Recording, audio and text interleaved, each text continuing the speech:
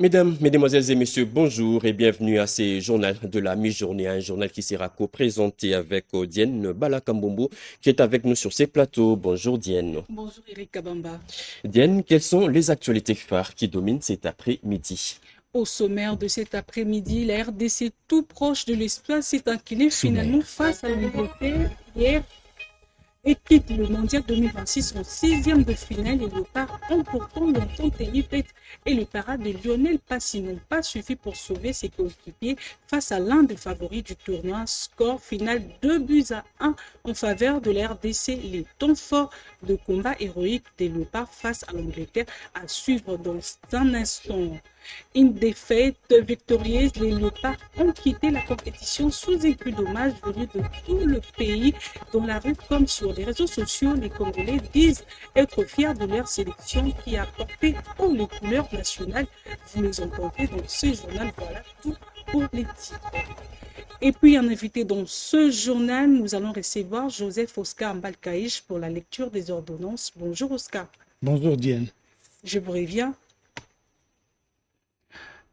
Mesdames et messieurs, bonjour, bienvenue à ce journal. L'aéroport international de Ndjili avait des airs de grand jour. Le mardi dernier, le président de la République, Félix-Antoine Tshisekedi Tshilombo, a présidé tout d'abord la réouverture de la rotonde des vols nationaux entièrement réhabilités après 8 mois de travaux.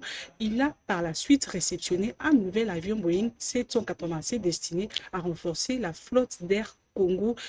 Il était accompagné de la première dame Denise Nyakero Tshisekedi, suivant ces doubles cérémonies.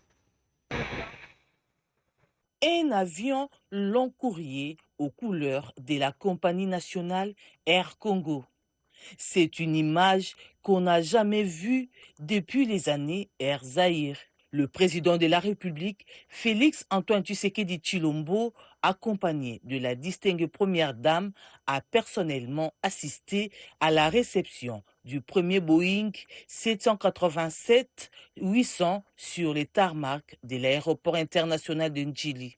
Avec une capacité de 270 sièges, dont 24 en classe affaires et 246 en classe économique, le Dreamliner offre des performances adaptées au vol long courrier avec un niveau de confort répondant aux standards internationaux. Il constitue le sixième appareil intégré à la flotte d'Air Congo. Ce 1er juillet, cet avion va effectuer son premier vol Kinshasa-Bruxelles, marquant ainsi le retour de l'avion Congo sur les sols européens. Le vol commence déjà dès demain, le 1er juillet 2026, et nous aurons 4 fois la semaine, tous les mercredis, vendredis, samedis et dimanches. Nous invitons la population congolaise à venir pour décoller dans leur propre avion. C'est une fierté de voir que la République démocratique du Congo va atterrir en Europe. Bien avant cette cérémonie, le chef de l'État a effectué une visite d'inspection des travaux de réhabilitation du terminal de vol domestique de l'aéroport international de Ndjili. Entièrement rénovée, la rotonde offre désormais des installations modernisées répondant aux exigences internationales en matière de sécurité, de fluidité des opérations et des conforts des passagers. Ces travaux s'inscrivent dans le vaste programme de la modernisation des infrastructures aéroportuaires engagé par le gouvernement afin d'améliorer la qualité des services de transport aérien en République démocratique du Congo. Le directeur général de Régie de voies aériennes a salué l'implication du chef de l'État dans la rénovation du secteur aérien. Nous sommes aujourd'hui honorés par la visite par son Excellence Monsieur le Président de la République à l'occasion de la visite de l'aérogare international réhabilité de l'aéroport de Ndjili. Cette présence est une marque du grand intérêt qu'il accorde personnellement au développement des infrastructures aéroportuaires de notre pays. Ceci ne peut que nous enchanter et nous encourager à toujours viser haut et mieux. Nous exprimons toute notre reconnaissance au gouvernement de la République coordonné par son Excellence, Madame Judith Suminwa, Première ministre, dont les actions matérialisent la vision du chef de l'État. Nous saluons l'implication personnelle de son Excellence, M. Jean-Pierre Bemba Gombo, ministre des Transports, Voies des Communications et Désenclavement, pour la supervision de travaux de modernisation des aéroports de notre pays en général et de l'aéroport de Ndjili en particulier. Les nouveaux terminaux de vol domestique donnent une idée de ce que sera la nouvelle aérogare en construction. Petit à petit, la RDC s'est reconstruite sous Félix Antoine Tshisekedi Tshilombo. Double agenda pour Pretoria, Kinshasa. Le président sud-africain Cyril Ramaphosa a foulé cet avant-midi le sol quinois pour une visite officielle axée sur la lutte contre Ebola et la relance de relations bilatérales. Cyril Ramaphosa a été accueilli à l'aéroport international d'Ndjili par la première ministre Judith Suminwa. Suivez ce reportage de Manuela Commissaire et Djikoubou.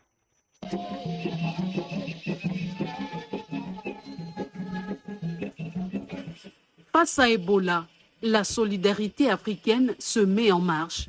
Le président sud-africain Cyril Ramaphosa est arrivé ce jeudi à Kinshasa pour une visite officielle à forte portée sanitaire et diplomatique. Accueilli à l'aéroport international d'Ndjili par la première ministre Judith Suminwa Tuluka, le chef de l'État sud-africain, champion de l'Union africaine pour la prévention, la préparation et la réponse aux pandémies, vient réaffirmer l'engagement du continent dans la lutte contre l'épidémie d'Ebola, souche Bulubungyo, qui sévit en République démocratique du Congo. À cette occasion, Pretoria annonce une contribution de 13,5 millions de dollars américains pour soutenir la riposte congolaise contre l'épidémie. Au cœur de cette visite figure un tête-à-tête entre les présidents Félix Antoine Tshisekedi Tshilombo et Cyril Ramaphosa à la Cité de l'Union africaine.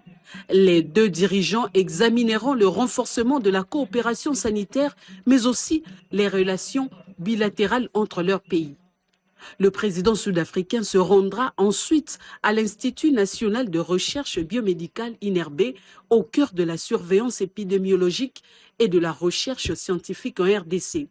Au-delà de la pandémie, les discussions pourraient porter sur la situation de ressortissants congolais vivant en Afrique du Sud, alors que plusieurs étrangers y craignent des actes de xénophobie. Une visite qui illustre la solidarité africaine face aux urgences sanitaires, tout en donnant un nouvel élan au partenariat stratégique entre Kinshasa et Pretoria. Le rêve mondial s'est arrêté hier pour les léopards, n'est-ce pas Eric Kabamba?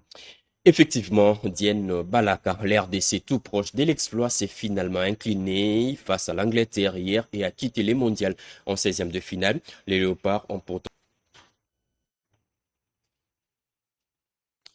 une défaite victorieuse. Les Léopards ont quitté la compétition sous une pluie d'hommages venus de tous les pays dans la rue comme sur les réseaux sociaux. Les Quinois disent être fiers de leur sélection qui a porté haut les couleurs nationales malgré leur défaite. Ils se sont exprimés au micro de Sandra Nyangi et Diego Mapangala. Éliminés en 16e de finale, les Léopards de la RDC quittent certes la compétition, mais la tête haute. Opposé au 4e au classement FIFA, les Congolais, 48e nation mondiale, a surpris les Anglais. La fierté reste intacte au sein de la population congolaise. Réunis au siège de Banakin autour de leur président Godard Motemona, plusieurs supporters croyaient encore à une qualification historique en 8e de finale, estimant que les Léopards n'ont nullement démérité face à une grande nation du football mondial. Pour plusieurs observateurs, le retard dans le changement opéré en seconde période a pesé lourd dans l'issue du match. Avec un réel plaisir et une satisfaction presque partielle, nous venons de quitter la mondiale. L'objectif de notre président de l'association Banakin était d'abord de soutenir le Léopard. Et je crois que notre soutien a valu quand même quelque chose. Comme on l'avait dit l'autre fois, de cela 52 ans, on n'a jamais été à la Coupe du Monde. La Providence, avec le concours de notre président de la République, par son soutien inconditionnel à l'égard de Léopard, nous avons franchi les étapes qu'on ne pouvait jamais imaginer. Au-delà du résultat, les Quinois saluent le parcours remarquable réalisé par la RDC dans cette Coupe du Monde 2026, une campagne qui restera gravée dans l'histoire du football congolais. Godard Motemona et les membres de Banakin ont également remercié le président de la République pour son accompagnement constant en faveur des léopards à tous les niveaux. Ils ont rêvé, ils ont vibré, ils ont espéré jusqu'au coup de sifflet final. Les supporters congolais réunis à la fan zone de la CNCS ont suivi avec ferveur ces rudes combats des léopards face à l'Angleterre. Les chants et applaudissements ont remplacé les larmes malgré la défaite pour saluer ces parcours historiques des léopards. On doit se reconnaître, ça fait mal. Hein? Les léopards nous ont fait rêver. C'est vrai qu'ils nous ont beaucoup surpris parce que face aux grands Anglais, l'Angleterre de la reine Elisabeth, l'Angleterre de Jude Bellingham, l'Angleterre de Harry Kane, l'Angleterre de tous les grands de David Beckham, on n'avait pas de chance pour réaliser ce que nous avons réalisé. Je pense qu'il ne faudra pas attrister nos léopards, il faudra les encourager parce que le match qu'ils nous ont sorti, c'est vraiment de la masterclass. Ils nous ont prouvé que les hommes existent et que la RDC est une grande nation. Je pense qu'il faut laisser du temps à cette équipe. C'était une très belle expérience lors de cette Coupe du Monde et on pourra voir maintenant lors de la CAN ou lors des autres compétitions. Oui, alors je suis très satisfait. Un seul mot que je peux dire qu'on peut retenir, c'est bravo à nos léopards parce que je pense que nous avons fait une belle Coupe du Monde, un beau parcours. Il n'y a pas eu de score fleuve, pas d'humiliation et surtout pour une première après 52 ans, je pense que c'est énorme. Non, comme toujours, l'équipe, en fait, les léopards, ils nous ont fait rêver. Et moi, je me dis, on était parti pour jouer 3 matchs. On a joué 4, 52 ans après. Coupe du Monde, on a joué 16e de finale. Sincèrement, moi, j'ai envie de dire bravo les garçons. Vous nous avez fait rêver jusqu'au bout. Et ils n'ont pas démérité. Je vais dire bravo à nos équipes qui ont bien joué. Là, je ne peux pas dire autre chose. Mais je suis un peu déçu. Nous l'avons annoncé en l'entame de ce journal. Avec nous sur ces plateaux, nous recevons Joseph Oscar Mbalkaïj pour la lecture de quelques ordonnances. Nous commençons par la loi numéro 26/017 du 30 juin 2026, modifiant et complétant la loi numéro 17/001 du 8 février 2017 fixant les règles applicables à la sous-traitance dans les secteurs privés. Nous allons vous épargner de la litanie d'articles, mais retenez que cette loi présente 5 articles. L'article 1er concerne les dispositions modifiées. L'article 2 consacre les nouvelles dispositions insérées. L'article 3 porte sur la disposition transitoire. L'article 4 prévoit la disposition abrogatoire et l'article 5 fixe l'entrée en vigueur de cette loi. Prenons par exemple la constatation et des poursuites. À l'article 30 du EDECI, l'action publique est exercée par les ministères publics. L'action administrative pour l'application de la législation sur la sous-traitance est exercée par l'autorité de régulation de la sous-traitance dans les secteurs privés. Article 3.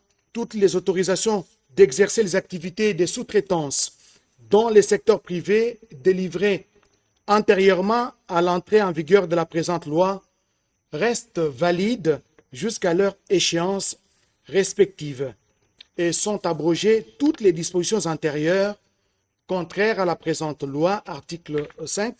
La présente loi entre en vigueur à la date de sa promulgation faite à Kinshasa le 30 juin 2026. Félix Antoine Tshisekedi Tshilombo, pour copie certifiée conforme à l'original, le 30 juin 2026, le cabinet du président de la République, Anthony Kinzo Kamole, directeur de cabinet.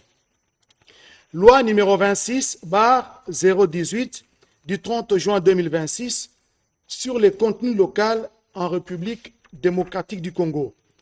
Cette loi s'articule autour des 6 titres suivants: des dispositions générales, du cadre institutionnel, des objectifs, de principes, des obligations et des mécanismes et du contenu local, des mesures incitatives, du contrôle des sanctions administratives et pénales, des dispositions abrogatoires et finales.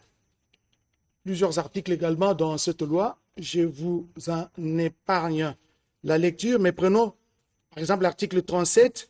L'autorité de régulation du contenu local en République démocratique du Congo publie au premier semestre de l'année suivante l'index des ministères, des entreprises publiques ou privées et établissements publics ou sociétés d'économie mixte s'étant conformés à leurs obligations en matière de contenu local et de ceux reconnus défaillants aux fins des sanctions prévues par la législation. Article 38. Les quotas des 51% prévus à l'article 14 s'appliquent de manière progressive pour la première année budgétaire suivant la promulgation de la présente loi. Ces quotas est fixé à 25%. Il est porté à son taux plein de 51% dès la première année. Des dispositions abrogatoires et finales. Sont abrogées toutes les dispositions antérieures contraires à la présente loi. La présente loi entre en vigueur 6 mois après la date de sa promulgation. Ainsi fait à Kinshasa le 30 juin 2026, Félix Antoine Tshisekedi Tshilombo, pour copie certifiée conforme à l'original, le 30 juin 2026, le cabinet du président de la République, Anthony Kinzo Kamole, directeur de cabinet. Terminons cette lecture par l'ordonnance numéro 26/067 du 25 juin 2026 portant nomination d'un coordonnateur et d'un coordonnateur adjoint de la task force présidentielle des salubrités et d'assainissement de la ville de Kinshasa. Le président de la République, vu la Constitution telle que modifiée par la loi numéro 11/002 du 20 janvier 2011 portant révision de certains articles de la Constitution de la République démocratique du Congo du 18 février 2006, spécialement ces articles 79, alinéas 3 et 81, vu l'ordonnance numéro 26/0066 du 25 juin 2026 portant création, organisation et fonctionnement de la task force présidentielle des salubrités et d'assainissement de la ville de Kinshasa, considérant la nécessité de doter la task force présidentielle des salubrités et d'assainissement de la ville de Kinshasa d'un coordonnateur et d'un coordonnateur adjoint, vu la nécessité et l'urgence, ordonne. Article 1er. Sont nommés aux fonctions spécifiées en regard de leur nom pour la task force présidentielle des salubrités, d'assainissement et hygiène urbaine de la ville de Kinshasa, les personnes ci-après. 1. Le lieutenant général Jean-Pierre Kassongo Kabwik, coordonnateur. 2. Monsieur David Moukeba Kalengai, coordonnateur adjoint chargé des questions administratives et financières. Article 2. Sont abrogées toutes les dispositions contraires à la présente ordonnance. Article 3. Le directeur de cabinet du président de la République est chargé de l'exécution de la présente ordonnance qui entre en vigueur à la date de sa signature, faite à Kinshasa le 25 juin 2026, Félix Antoine Tshisekedi Tshilombo, pour copie certifiée conforme à l'original, le 25 juin 2026, le cabinet du président de la République, Anthony Kinzo Kamole, directeur de cabinet. Merci beaucoup, Joseph Oscar Mbalkaïj. Toutes nos félicitations aux heureux promis, le lieutenant général Kassongo Kabwik, qui vient d'être nommé coordonnateur de la task force présidentielle de salubrité de ville Kinshasa. Poursuivons ces journaux. Agression rwandaise en RDC, l'AFC et le Rwanda, l'FC M23 et le Rwanda continuent toujours de faire sourde oreille. L'accord de paix signé il y a pratiquement une année, n'avance toujours pas sur le terrain de précision avec le porte-parole du gouvernement, Patrick Mouyaya. On l'écoute. Nous sommes engagés depuis le premier jour. Je me permets de vous rappeler que c'est depuis juillet 2022 qu'on a commencé les discussions pour le retour de la paix dans l'Est. Souvenez-vous qu'en décembre 2024, nous étions à Luanda et vous avez vu qu'il n'est pas arrivé. Et vous avez vu la succession des événements début janvier avec notamment ces milliers de morts à la chute de Goma et puis des Bukavu plus tard. Donc ce n'est pas nous qui allons hésiter à donner tout ce que nous pouvons donner pour que nous puissions recouvrer la paix très rapidement. Ceci dit, même le jour même de la signature par les chefs d'État, le 4 décembre à Washington, vous saviez qu'il y avait une offensive militaire qui est partie de Butarama au Rwanda et qui a attaqué la ville d'Uvira le 10 décembre, 6 jours après la signature de l'accord. Uvira tombé. Souvenez-vous des propos tenus par l'ambassadeur américain Mike Waltz au Conseil de sécurité que vous mentionnez. Et là, il était évidemment clair que c'est le Rwanda qui perturbait les processus. Donc, depuis la signature, il n'y a jamais véritablement eu de volonté politique.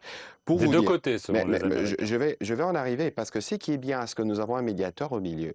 Nous avons identifié ce qu'on dit en anglais Names Area of Interest. On a identifié ensemble avec le Rwanda et les médiateurs américains les 6 zones où sont censés être ces FDLR. 5 de ces zones sont sous contrôle du M23 et du Rwanda. Et donc aujourd'hui, il est évident que si nous n'avons pas avancé dans la mise en œuvre de l'accord, même dans son volet sécuritaire, c'est essentiellement à cause des agissements du président rwandais et de ses différents fils dans l'Est de la République démocratique du Congo. Le ministre d'État en charge du plan, Guylaine Yembo, a lancé un atelier de validation de la réforme du Fonds des solidarités, Diène Balaka. Oui, Eric, le ministre d'État au plan Guylaine Yembo a procédé au lancement de l'atelier de validation de la réforme du Fonds de solidarité pour la reconstruction nationale, appelé à devenir un puissant levier de financement du développement au profit des provinces et des populations. Cédric Kenny n'a pour le détail. Et si les fonds de solidarité devenaient le nouveau moteur de la reconstruction de la RDC? C'est le pari du gouvernement. Le ministre d'État, ministre du Plan, Guylaine Yembo, a lancé les travaux de validation de la réforme du Fonds de solidarité pour la reconstruction nationale. Au cœur de cette refonte, une gouvernance modernisée, des financements innovants, une transparence renforcée et des investissements orientés directement vers les projets de développement dans les provinces. Redynamiser le Fonds de solidarité pour la reconstruction nationale, c'est donner à notre pays les capacités de faire face à des besoins immenses et pressants dans des secteurs essentiels à la dignité humaine et à la transformation économique, notamment l'éducation, la santé, l'accès à l'eau potable, l'énergie et les infrastructures communautaires de base. Ces besoins sont connus, documentés et urgents. Il est aujourd'hui plus que jamais nécessaire que ce fonds permette à l'État congolais de mobiliser de manière organisée et permanente les ressources nécessaires pour accompagner les populations affectées, restaurer les services sociaux de base, soutenir les territoires fragilisés et contribuer à la relance du développement. L'objectif affiché est de faire du FSRN un puissant levier de reconstruction, de solidarité nationale et de développement durable au bénéfice de tous les Congolais. Direction la Tchouapa, l'initiative du ministre d'État Guy Luando-Mboyo, la province a organisé Tchouapa pour Christ, autorités, chefs coutumiers, société civile et religieuses se sont retrouvés pour prier pour la réconciliation, la paix et le développement de la province. Suivez. À l'initiative du ministre d'État Guy Luando-Mboyo, cette rencontre a marqué un moment fort de communion entre les différentes composantes de la province de la Tchouapa. Responsables politiques, chefs coutumiers, représentants de la société civile et population ont mis de côté leurs divergences pour réaffirmer leur engagement en faveur de la réconciliation, de l'unité, de la paix et du développement de la province. Cette manifestation a été un véritable symbole de réconciliation et d'unité.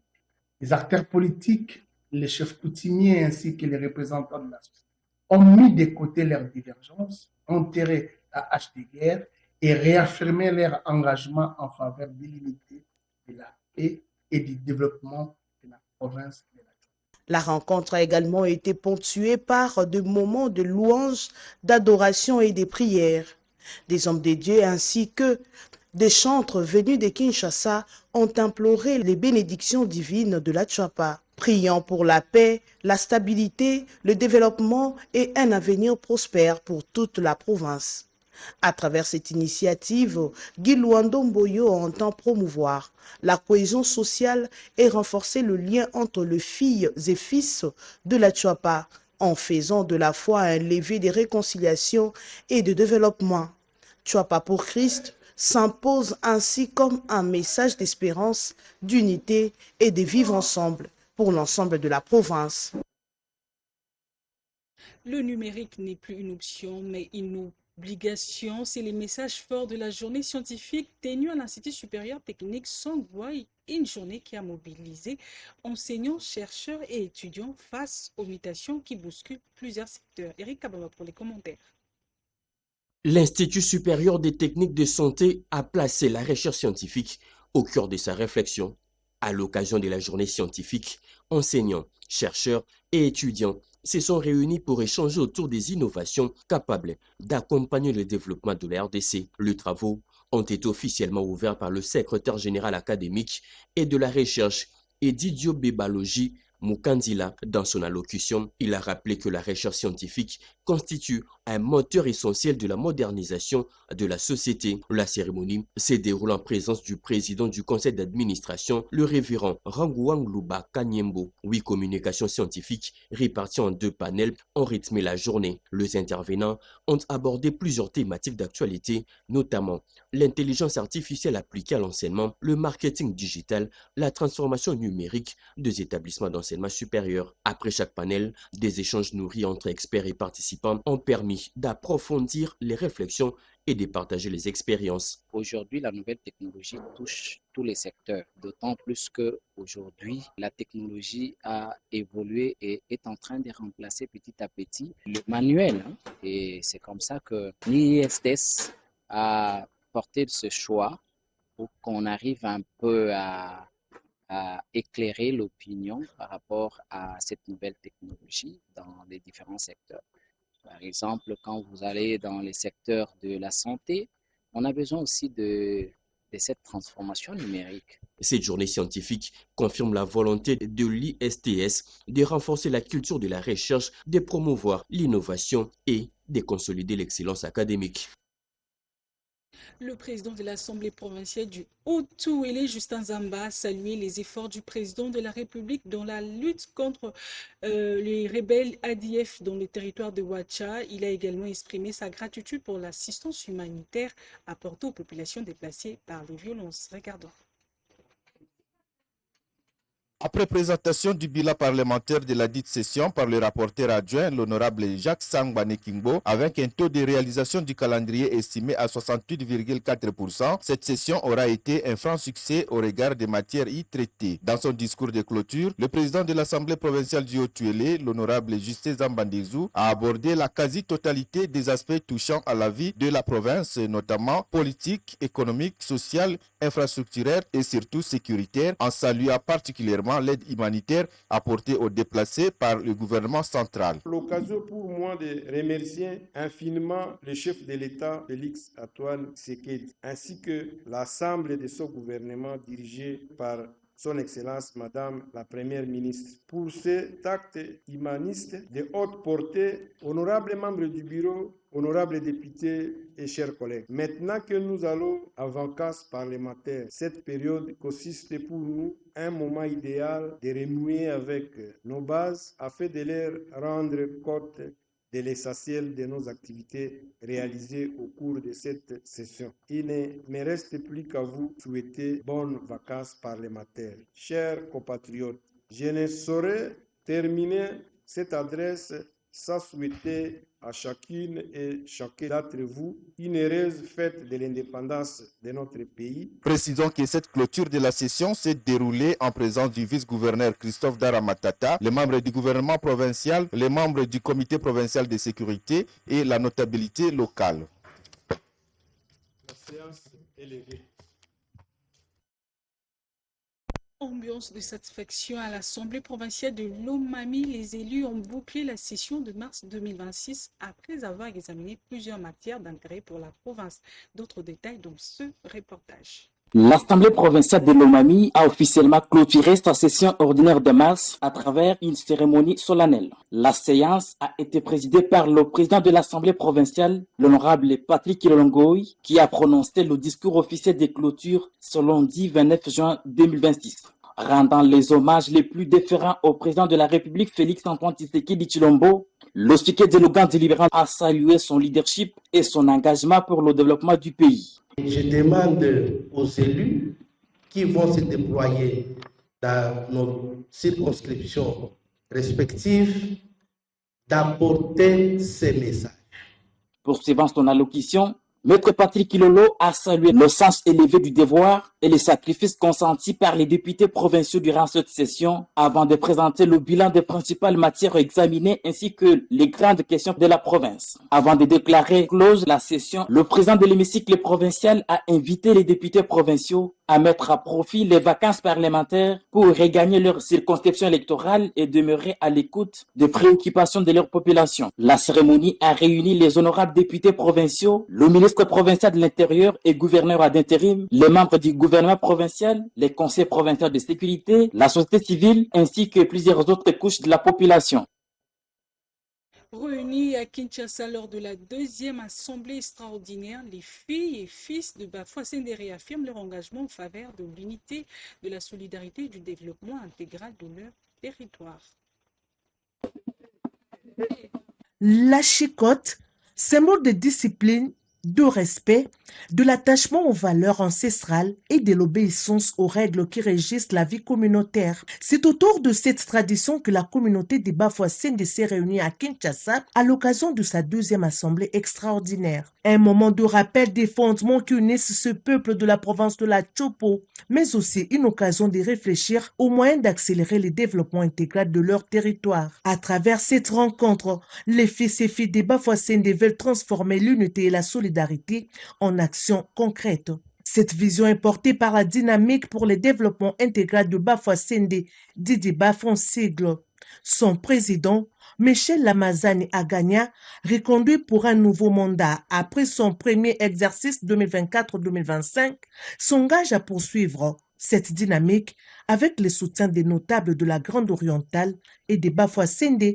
En tant que structure fédératrice des organisations, des associations ASBEL des territoires des Bafouassende est engagée à soutenir les actions du gouvernement, surtout les actions qui visent la sécurisation de notre territoire, la sécurisation de notre province, la sécurisation de notre pays. Avec son immense superficie, Bafouassende représente un espace au potentiel important. Cette communauté veut désormais faire de l'unité et de la solidarité les moteurs de son développement.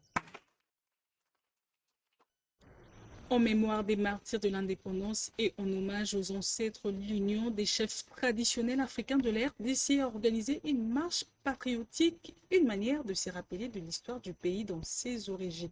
Explication René Koulonga et bienvenue Wenge. À l'occasion de la fête de l'indépendance, le 30 juin 2026, la présidente internationale de l'Union des chefs traditionnels africains, la reine Bakembi Samafuta, a organisé une marche pacifique pour se souvenir des martyrs de l'indépendance ainsi que du million de morts de l'Est. Le point de départ était Pascal, le point de chute de la marche Massina sans fil au siège de l'Union des chefs traditionnels africains. Un mémo a été lu à cette occasion.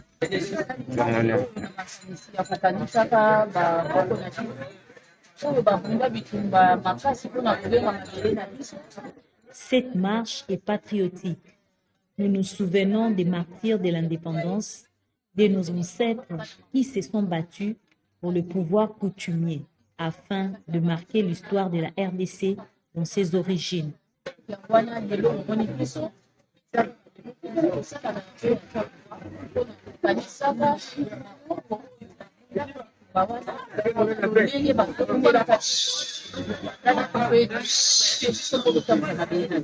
Prenant la parole, la présidente internationale de l'UCTA, La reine Bakembi Samafuta a martelé l'importance de la coutume et des principes fondamentaux de la tradition. La cérémonie s'est terminée dans une ambiance conviviale et de bonne humeur. Ebola continue de faire des ravages en Ituri. Face à la menace, la Ligue des jeunes de l'UDPS Ituri lance un appel pressant à la mobilisation. Objectif, amener la population à une prise de conscience collective pour briser la chaîne de contamination et mettre fin au deuil qui frappe les familles de la province. Junior Sélimani pour le reportage. Dans un message de veille lancé ce mercredi, Maître Michel Moulumba réagit à la situation sanitaire et interpelle la population iturienne. Le président de jeunes de l'UDPS salue aussi les efforts des autorités pour contenir l'épidémie. Je salue la détermination du président de la République par le biais du gouverneur militaire, le général-major Gabi Kasongo Moulumba, pour un ferme engagement dans la riposte afin d'obtenir un résultat plausible. Point de besoin à ce stade de rappeler que la lutte contre Ebola n'est pas seulement l'affaire de médecins ou des autorités sanitaires, mais une responsabilité collective. Maître Michel Moulumba termine par un appel fort à la vigilance. Il demande à tous d'appliquer le geste barrière et de refuser les remèdes qui freinent la riposte. À la population iturienne de respecter strictement les mesures de prévention et d'hygiène recommandées par les autorités sanitaires, de collaborer avec les autorités de surveillance et de riposte en signalant rapidement tout cas suspect, d'intensifier les campagnes de sensibilisation de proximité dans la communication des risques et engagements communautaires. À cette période difficile, nous appelons à l'unité, à la discipline et au patriotisme, car Ebola existe. Pour la Ligue des jeunes de l'UDPS en Ituri, seule une mobilisation responsable peut arrêter Ebola. Un nouvel espoir pour les malades dans la commune de Lemba. Eric Kabamba. Effectivement, Diane, la commune de Lemba respire la santé. Un nouveau centre hospitalier, La Lumière, vient d'ouvrir ses portes. L'ouvrage a été inauguré en présence des autorités sanitaires et municipales de la commune, nous précise Rodépane. Les œuvres médicales au sein de l'Église du Saint-Esprit au Congo, Coneco et Seco, ne cessent de se multiplier. Des extensions sociales et sanitaires sont de plus en plus visibles sur l'étendue du pays. Le dernier en date, c'est le centre hospitalier Lumière, implanté dans la commune de Lemba, à Kinshasa, qui vient étoffer la liste. À l'ouverture de la cérémonie, exhortation de l'évêque Moussantou de Bandoudouville à l'endroit de la population et des patients bénéficiaires dont le message est tiré de Psaume 103 sous le thème « La guérison du corps ». L'archevêque de Fumomapanda Malamba, député national, initiateur de ce projet en vacances parlementaires en ce moment, a profité de cette occasion aux côtés de l'évêque Alida Mouleu Lukanda qui a dit la prière pour enfin procéder à l'inauguration le samedi 27 juin 2026 de ce centre hospitalier, œuvre qui constitue un appui de taille à la couverture santé universelle prônée par le chef de l'État. Dans sa prise de parole, Monseigneur Zéphiré Fumomapanda Malamba a demandé au personnel médical de faire preuve d'amour, de solidarité, d'éthique et déontologie professionnelle dans le respect du serment d'Hippocrate. C'est avant d'annoncer l'ouverture prochaine de notre centre hospitalier à Passa Maba dans la commune de Lancélé. Le chef du quartier, représentant du bourgmestre de Lemba, a lancé le coup d'envoi des services, suivi de la bénédiction du lieu de cette infrastructure sanitaire par Monseigneur Zéphiré Fumomapanda et l'évêque Alida Mouleu. Ouvert les activités du centre de santé d'une manière générale de Lemba. Le docteur Lema et un patient n'ont pas manqué de paroles pour saluer cette œuvre. Ça a été réglé par notre éminence Fumapanda. Merci et que les malades qui vont franchir les barrières de ce centre trouvent la guérison. Des séances de consultation et des prises en charge gratuites ont été organisées au profit des patients présents à cette cérémonie. C'est fini pour ce journal de la mi-journée, un journal co-présenté avec Odienne Balaka Mbombo. Mesdames, mesdemoiselles et messieurs, merci de nous avoir suivis. Prochain rendez-vous de l'actualité, c'est à 22h30 avec Jacques Chibobois Meji. Au revoir.